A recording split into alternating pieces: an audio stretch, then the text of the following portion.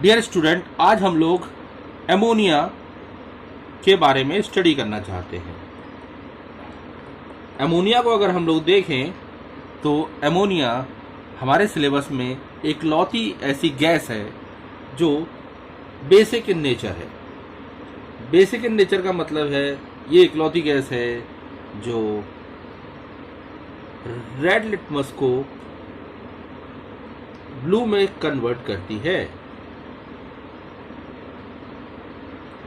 बाकी जितनी भी गैसें हैं हमारे सिलेबस में उनमें से सब ब्लू को रेड में कन्वर्ट करती हैं, लेकिन ये इकलौती गैस है जिसको हम लोग यहाँ पर पढ़ना चाहते हैं। अब अगर हम लोग इसके बारे में बात करना चाहते हैं तो आज हमारा टॉपिक क्या है? एमोनिया। इकलौती बेसिक गैस है हमारे सिलेबस में। अगर हम इसके बात करते हैं तो सबसे पहले बात होती है अमोनिया के अकरेंस की। अकरेंस की बात करते हैं। अकरेंस की बात करते हैं तो ये दो रूपों में पाया जाता है, एक फ्री स्टेट में और दूसरा कंबाइंड स्टेट में। अगर हम फ्री स्टेट की बात करते हैं तो जनरली फ्री स्टेट में ये हमारे एटमॉस्फेयर में पाया जाता है।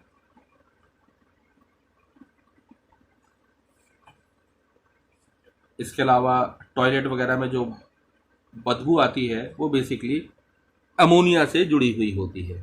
इसके अलावा एटमॉस्फेयर में भी कहाँ पाया जाता है? जहाँ पर डिकेइंग हीप हो, यानी कोई चीज़ सड़ रही हो, अन्न वगैरह जैसी चीज़ें जब सड़ रही हो या भूसा सड़ रहा हो तो उस जगह पे जो महक या बदबू आती है वो बेसिकली अमोनिया की होती है। लेकिन अगर हम कंबाइंड स्टेट में बात करें तो ये सॉल्ट्स के रूप में पाया जाता है। सबसे कॉमन जो सॉल्ट है यहाँ पर हम बात करते हैं वो एमोनियम क्लोराइड है। इसे हिंदी में हम नौसादर भी कहते हैं। ये पंसारी की दुकान पे आपको आसानी से मिल सकता है। इसके अलावा सल्फेट, क्लोराइड ये सब भी मिलते हैं, नाइट्रेट, ये सब इसमें कंबाइंड स्टेट में हमारे पाए जाते हैं। लेकिन अगर हम लोग इसके प्रॉपर्टीज़ की बात करें तो ये जो बदबू की हमने यहाँ पर बात करी थी या स्मेल की बात करी थी, ये स्मेल जो है बेसिकली पंजेंट होती है। पंजेंट मतलब तीखी टाइप की, पंजेंट स्मेल। लेकिन अगर हम लोग बात करें कि अमोनिया नेचर में कितने रूपों में पाया जा सकता है या कुल कितने तरीके से एग्जिस्ट हो सकता है, तो एग्जिस्ट करने की बात करें तो वो 3 तरीके से एग्जिस्ट हो सकता है। सबसे पहले गैसियस स्टेट में पाया जा सकता है, जो कि हमने देखा है एटमॉस्फेयर में ट्रेसेस में ऑलरेडी वो पाया जाता है। लेकिन जब यही लिक्विड स्टेट की बात करें, इसे लिक्विफाई करें, तो ये लिक्विड स्टेट में पाया जाता है और हम इसको सिलेंडर फिल करने के काम भी आते हैं। यानी अमोनिया गैस जो है ये हमारी सिलेंडर में भी हमें प्राप्त हो सकती है। लेकिन इसका जो तीसरा रूप है वो इसकी सॉल्युबिलिटी पर निर्भर है, यानी कि ये पानी में हाईली सॉल्युबल है। तो सैचुरेटेड सॉल्यूशन जो अमोनिया का है, सैचुरेटेड सॉल्यूशन ऑफ अमोनिया, इसे हम लिक्वर अमोनिया फोर्टिस कहते हैं। ये लिक्वर यानी पानी जब बहुत ज़्यादा मात्रा में इसमें सॉल्युबल होता है, ऐसा कहा जाता है कि 1 वॉल्यूम ऑफ वाटर लगभग 880 वॉल्यूम अमोनिया की डिसॉल्व कर सकता है। सरल शब्दों में कहें तो हाईली सॉल्युबल नेचर। अब हम लोग बात करते हैं अमोनिया के लैब प्रिपरेशन की। अमोनिया को जब हम लोग लैब में बनाना चाहते हैं तब उस स्थिति में अमोनिया के लिए हम 2 कंपाउंडों का चुनाव करते हैं, एक एमोनियम क्लोराइड और दूसरा कैल्शियम हाइड्रोक्साइड। इन दोनों को लेने की खास वजह है। एक तो ये कंपाउंड जो है आसानी से ब्रेक हो जाता है, और दोनों कंपाउंड आपस में जब कंबाइंड होते हैं तो इनका 2:3 बाय वेट लिया जाता है। अगर हम इसे 2:3 ना लें तो उस स्थिति में है, अगर हम हाई रेशो ले लें, high ratio of calcium hydroxide, तो ये NH4Cl जो है सबलाइम हो जाएगा और हमारा प्रोडक्ट प्रभावित होगा। जब दोनों को रिएक्ट कराते हैं तो सबसे पहले उसमें डिश में ये बनता है वाटर, कैल्शियम क्लोराइड, वाटर, और साथ में हमारा अमोनिया। अमोनिया गैस जो होती है ये चूंकि वाटर के साथ सॉल्युबल है, इसलिए इसका ध्यान रखा जाता है। तो जो उसका जार होता है उसको टेढ़ा कर दिया जाता है। जार जनरली ऐसे रखे जाते हैं, बीकर, इस बीकर को टेढ़ा कर दिया जाता है जिससे कि टेढ़ा होने से वाटर जो है वही रह जाए, अमोनिया जो है गैस के रूप में उससे बर्तन से एस्केप करे। दूसरा, अगर हम अमोनियम क्लोराइड की जगह अगर हम अमोनियम नाइट्रेट यूज करते तो ये एक्सप्लोजिव नेचर में है और उस स्थिति में हमें ये प्रॉब्लम करता है, तो हम इसको यूज नहीं कर सकते। खास बात इसकी जो है, यहां पर जो मिला वो हमारा मॉइस्ट अवस्था में था। इस मॉइस्ट को ड्राई करने के लिए हम लोग कैल्शियम हाइड्रोक्साइड का यूज करना चाहते हैं। हम चाहे तो दूसरा ड्राइंग एजेंट क्यों नहीं ले सकते, क्योंकि बाकी के जो ड्राइंग एजेंट है वो अमोनिया के साथ कंबाइंड हो सकते हैं। ये भी बेसिक है नेचर में, ये भी बेसिक नेचर में, तो ये दोनों बेसिक नेचर की वजह से आपस में कंबाइंड नहीं होंगे और कैल्शियम ऑक्साइड आसानी से अमोनिया को ड्राई अमोनिया में कन्वर्ट कर सकता है, तो हमें ये फायदा होगा। यानी दोनों का बेसिक नेचर होने की वजह से ये भी बेसिक है, ये भी बेसिक है, इसलिए इस केमिकल रिएक्शन में हमें केवल ये इसका ध्यान रखना है। जब हम केमिकल रिएक्शन करते हैं तो कुछ प्रिकॉशंस भी जरूरी हैं। पहला,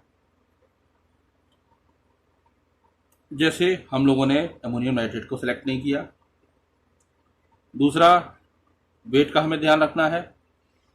अगर हायर रेशो लेंगे तो उस स्थिति में ये सबलाइम हो सकता है, तो भी प्रॉब्लम हमारे लिए। और जो खास बात है वो है कैल्शियम हाइड्रोक्साइड को यूज़ करना। ये सबसे पहले तो इनएक्सपेंसिव है, सस्ता है, चीप है, इसलिए ये हमारे लिए बहुत इम्पोर्टेंट है। और ड्राइंग एजेंट के रूप में हम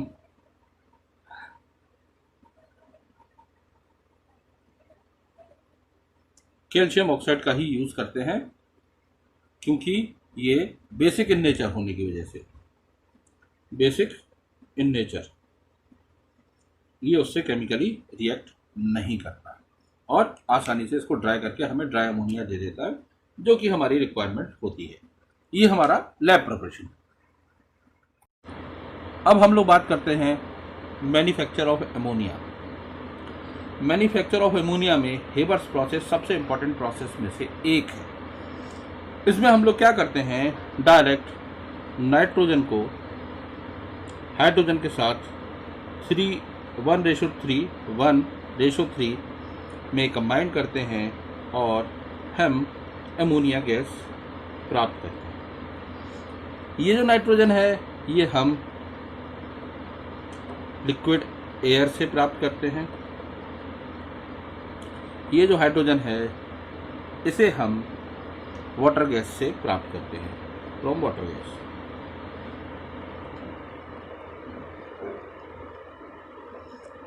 चूँकि दो गैसें आपस में कंबाइंड होकर तीसरी गैस दे रही हैं, दूसरा इसकी वॉल्यूम 1 + 3 टोटल 4 वॉल्यूम मिलकर 2 वॉल्यूम बना रही हैं, तो ये रिएक्शन जो है एक्सोथर्मिक है।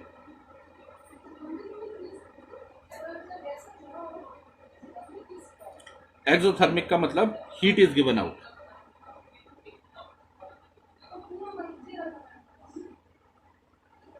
अब चूंकि इसमें प्रोसेस में हीट बाहर निकलती है, इसलिए हमें बहुत ध्यान रखना होगा। सारी चीज़ें गैसेज है, इसलिए हम लोगों को इसके लिए लो टेम्परेचर की ज़रूरत पड़ेगी।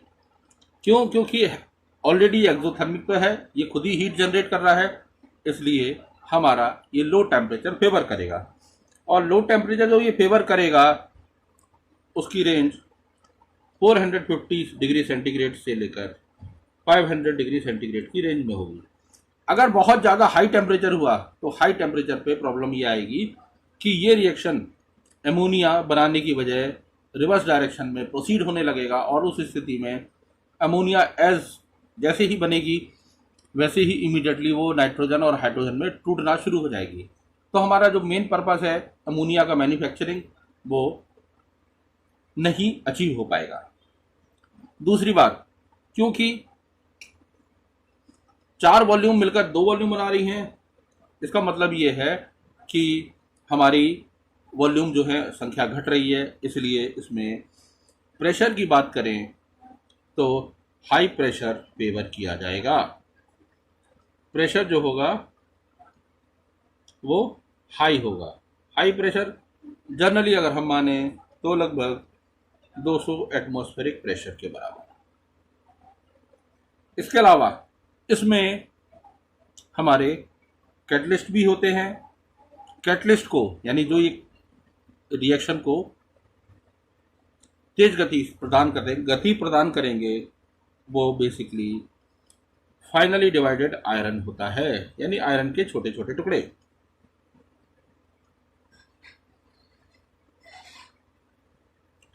लेकिन इसमें खास बात यह है कि कैटलिस्ट की ताकत बढ़ाने के लिए हमें एक्सटर्नली प्रोमोटर्स की ज़रूरत होती है। प्रोमोटर वो होते हैं जो इंक्रीज करते हैं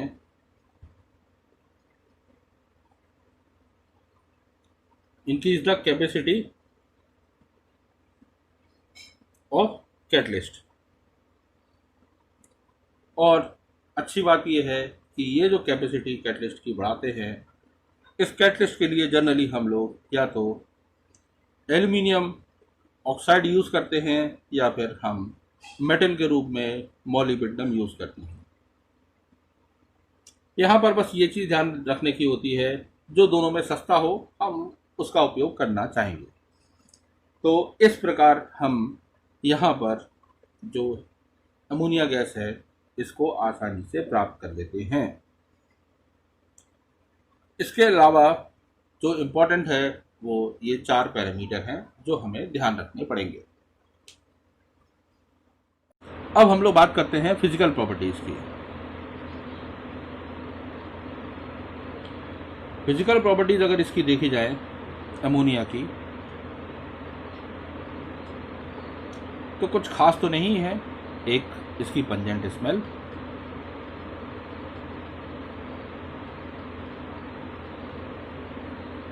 non poisonous,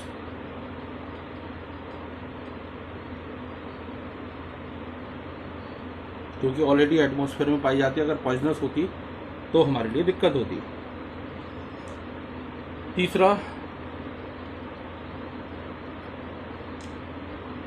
easily liquefied,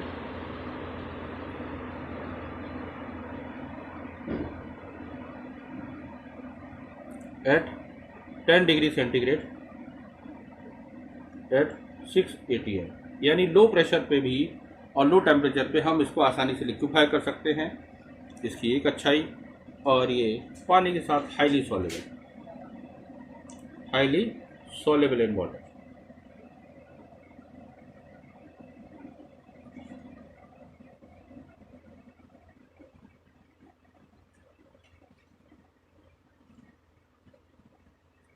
20 degree centigrade पे एक वॉल्यूम वाटर की लगभग 702 वॉल्यूम एमोनिया की डिसॉल्व कर सकती है।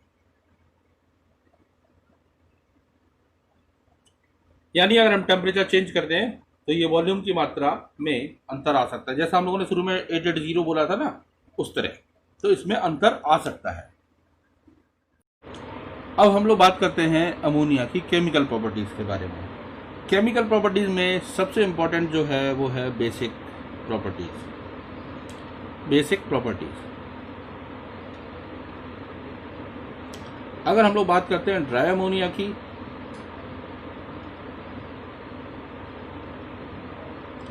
तो वो कोवेलेंट होती है नेचर में, और कोवेलेंट नेचर की वजह से वो कोई ना एसिडिक ना बेसिक कोई प्रॉपर्टी एग्जिबिट नहीं करती। लेकिन एक्वस स्टेट में, इन एक्वस स्टेट में इसके पास ये वीक बेस बनाती है, क्योंकि इसके पास लोन पेयर ऑफ इलेक्ट्रॉन्स होते हैं। लोन पेयर ऑफ इलेक्ट्रॉन समझने के लिए हम ये देखते हैं अमोनिया के 2, 3, 4, 5 आउटर मोस्ट में 5 इलेक्ट्रॉन होते हैं। इसके साथ 3 हाइड्रोजन कंबाइंड होते हैं। ये इसके साथ बॉन्ड बना दिया, ये इसके साथ बॉन्ड बना दिया, ये इसके साथ बॉन्ड बना दिया, और ये 2 हैं, ये लोन पेयर ऑफ इलेक्ट्रॉन्स कहलाते हैं। इन लोन पेयर ऑफ इलेक्ट्रॉन्स की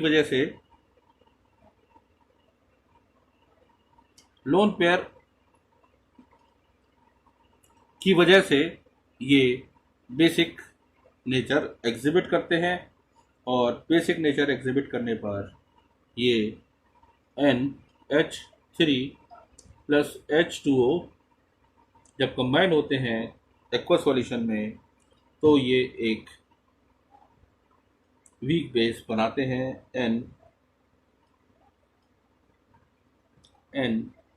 NH4 प्लस NOH नेगेटिव। ये जो है एक वीक बेस है। अगर हम और प्रॉपर्टीज़ के बारे में बात करते हैं तो इनकी प्रॉपर्टीज़ जो है वो एसिड के साथ एमोनिया प्लस एसिड, कोई सी भी एसिड के साथ मिलकर ये सॉल्ट बनाते हैं। यानी अमोनिया के पास जो लोन पेयर ऑफ इलेक्ट्रॉन्स हैं, ये एसिड को अपने साथ डायरेक्ट कंबाइन कर लेता है। अगर हम देखें जैसे NH3, इसको हम लोग H2SO4 के साथ कंबाइन करें तो ये NH4 होल ट्वाइस SO4, यानी कॉरस्पॉन्डिंग सॉल्ट बनाती है। सल्फेट है, सल्फ्यूरिक एसिड है तो सल्फेट बनाएगी, नाइट्रिक एसिड के साथ नाइट्रेट बनाएगी, और इस तरह ये सॉल्ट इनके साथ बनाती है। तो ये एक इसकी खास प्रॉपर्टी है। अब इसी प्रॉपर्टी में अगर हम लोग आगे बढ़ा दें तो रिएक्शन विथ मेटल्स,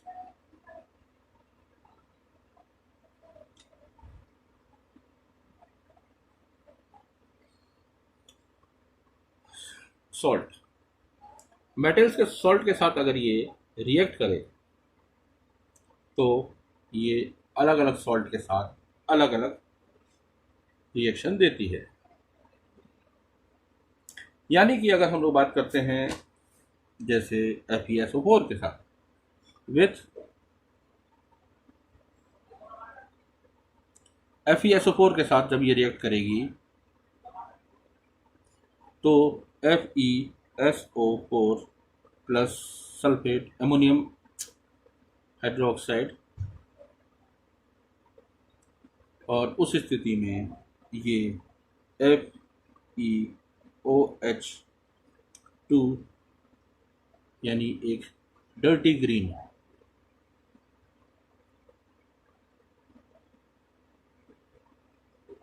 पीपीटी बनाएगी। ये डर्टी ग्रीन पीपीटी जो है FeSO4 के साथ, ये टेस्ट फॉर हम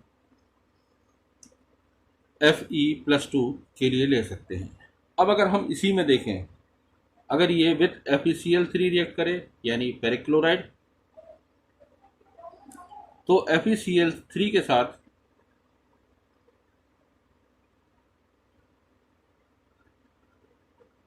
ये जो केमिकल रिएक्शन बनाएगी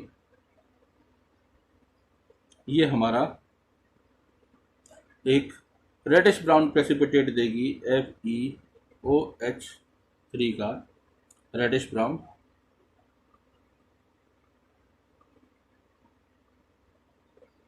और साथ में ये हमें कंपाउंड बनाएगी यहाँ पर सल्फेट NH4 2SO4 और यहाँ पर ये NH4Cl। लेकिन अगर हम FeCl3 की जगह इसको लेड नाइट्रेट से विथ लेड नाइट्रेट यानी PbNO3 ट्वाइस के साथ रिएक्शन कराएं, तो PbNO3 होल ट्वाइस के साथ अगर इसका रिएक्शन कराएं NH4OH, तो उस स्थिति में ये हमें जो सॉल्ट देगी वो लेड हाइड्रोक्साइड देगी, जो कि वाइट PPT होता है, और साथ में ये NH4NO3 एमोनियम नाइट्रेट बनाएगा। मेन जो है वो टेस्ट फॉर मेटल्स के रूप में हम ले सकते हैं। ये टेस्ट फॉर फेरस, ये फॉर फेरिक, ये फॉर लेड। फिर हम देखें तो ये विथ जिंक का आप कोई सा भी सॉल्ट ले सकते हैं। तो ये जिंक नाइट्रेट के साथ जब रिएक्शन देती है तो उस स्थिति में ये हमें जिंक हाइड्रोक्साइड और NH4NO3 और जो ये जिंक सॉल्ट जो मिला हमें, ये बेसिकली वाइट जेलिटेनियस सब्सटेंस होता है। वाइट जेलिटेनियस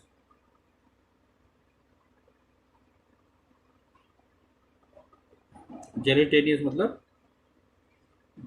जेल की तरह। अगर हम देखें ये 4 हो गया, और अब अगर हम बात करें 5 की, तो 5वें नंबर पे ये कॉपर सल्फेट के साथ रिएक्ट करता है विथ CuSO4, और CuSO4 के साथ जब ये रिएक्ट करता है तब उस स्थिति में ये CuOH2 यानी कि जो हमको सॉल्ट मिलता है ये पेल ब्लू कलर का होता है।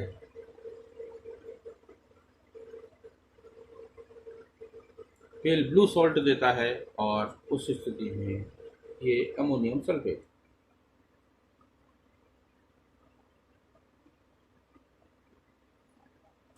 तो इस तरह ये मेटल सॉल्ट्स के साथ मेटल के अलग अलग कलर देता है, और ये हम मेटल को टेस्ट करने में फेरिक, कॉपर, जिंक और लेड, इनको टेस्ट करने में इनका इस्तेमाल आसानी से कर सकते हैं। जब हम बात करते हैं इसके रिएक्शन विद ऑक्सीजन की, तो एमोनिया ऑक्सीजन के साथ रिएक्ट करता है प्लेटिनम की प्रेजेंस में 800 डिग्री सेंटीग्रेड पर। तो उस स्थिति में ये हमें वाटर तो देता ही है, साथ में NO गैस देता है। ये NO गैस जो है ये ऑक्सीजन के साथ मिलकर हमें फर्दर NO2 गैस देती है। ये NO2 गैस जो है ये रेडिश ब्राउन कलर में होती है,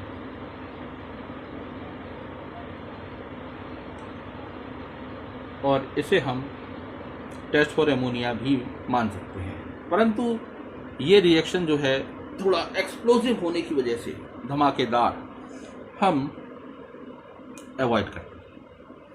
अगर हम इसी रिएक्शन को आगे एमोनिया को ही अगर हम कार्बन डाइऑक्साइड के साथ रिएक्शन करें, तो उस स्थिति में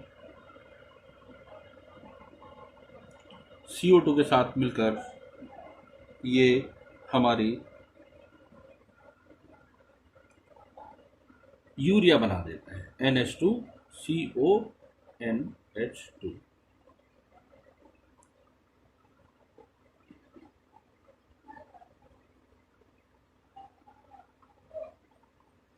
इसलिए ये जो केमिकल रिएक्शन है ये बहुत ही सिंपल है, इसमें कुछ ऐसा खास तो नहीं है, बस प्रेशर जो है वो 150 atm होता है और टेम्परेचर भी लगभग इसी रेंज में होता है जहाँ पर ये रिएक्शन प्रोसीड करता है।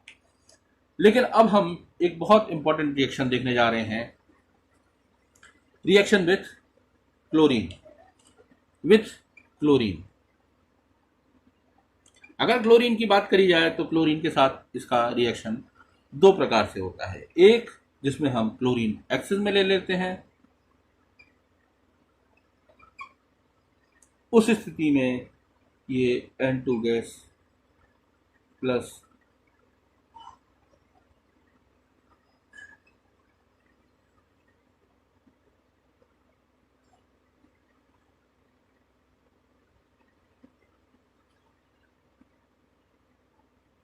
बनाता है। इसमें हमें ध्यान रखना है कि हमने एक्सेस में क्या लिया, अमोनिया।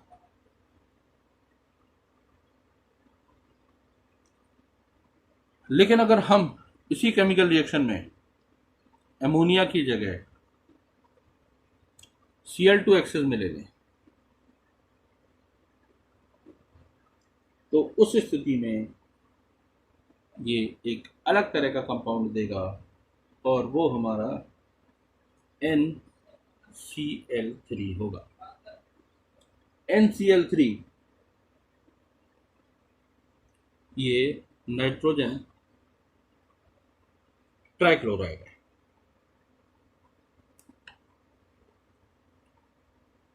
जो कि एक एक्सप्लोजिव है। अब हम इस इक्वेशन को बैलेंस भी कर देते हैं, तो इस स्थिति में इसका केमिकल रिएक्शन ये होता है। अब हम लोग बात करते हैं टेस्ट फॉर अमोनिया की। अमोनिया की अगर हम लोग टेस्ट की बात करते हैं तो सबसे पहले और मोस्ट कॉमन है, it turns red litmus blue. Red litmus blue ये इसका सबसे कॉमन टेस्ट है। अगर हम दूसरा टेस्ट में देखें तो हम लोगों ने पढ़ा है कि ये ammonia gives white dense fumes with HCl, यानी अमोनिया जब HCl के साथ रिएक्ट होता है तो ये अमोनियम क्लोराइड बनाता है, और ये अमोनियम क्लोराइड जो है ये वाइट डेंस फ्यूम्स इसके होते हैं। अब अगर हम लोग इसकी बात करते हैं तो अभी तक हम लोगों ने पीछे पढ़ा था कि कॉपर सल्फेट सॉल्यूशन के साथ विथ कॉपर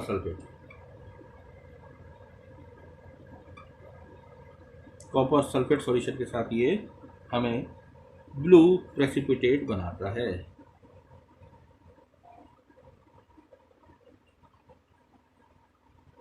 और चौथा और सबसे इंपॉर्टेंट में है नेस्लर रिएजेंट।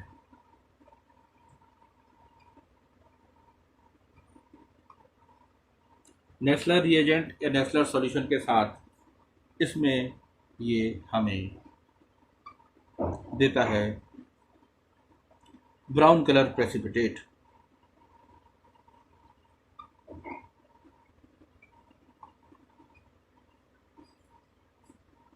तो इस तरह हम लोग अमोनिया को आसानी से टेस्ट कर सकते हैं। अब हम लोग बात करते हैं यूजेस ऑफ अमोनिया की। अमोनिया की यूजेस की बात करें तो अमोनिया जो है एक्वस फॉर्म में आसानी से डिसॉल्व कर सकता है अपने अंदर ग्रीस को ग्रीस को, इसके अलावा फैट्स को, तो ये उनको डिज़ोल्व करने के लिए हम यूज़ कर सकते हैं। एक लैब रिएजेंट के रूप में जब हम लोग टेस्ट करने होते हैं कंपाउंड के, जैसे हमने पीछे पढ़ा था विथ मेटल सॉल्ट, तो लैब रिएजेंट के रूप में ये इम्पॉर्टेंट है फॉर टेस्टिंग। इसके अलावा अगर हम देखें तो ये एक्सप्लोजिव के रूप में भी यूज़ हो सकता है, जैसे अमोनियम नाइट्रेट एक्सप्लोजिव बनाने में यूज़ होता है। इसके अलावा फर्टिलाइज़र्स,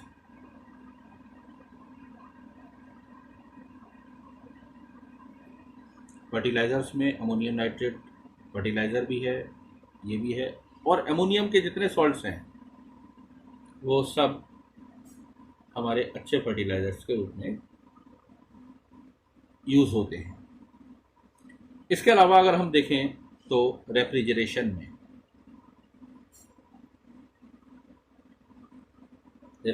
में बहुत यूज़ है। इसके अलावा मेकिंग नाइट्रिक एसिड,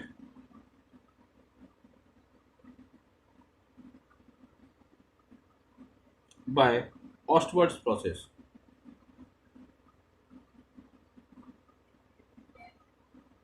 ये बहुत ही उपयोगी होता है। तो आई थिंक ये हमारा कंप्लीट चैप्टर था। अगर आपके मन में कोई क्वेरी हो या आप कोई और ख़ास वीडियो देखना चाहते हैं किसी पर्टिकुलर टॉपिक पे, तो आप मुझे प्लीज़ रिप्लाई कीजिए, कमेंट कीजिए, ताकि मैं उस चीज़ को और आप तक प्रेजेंट कर सकूं। Thank you.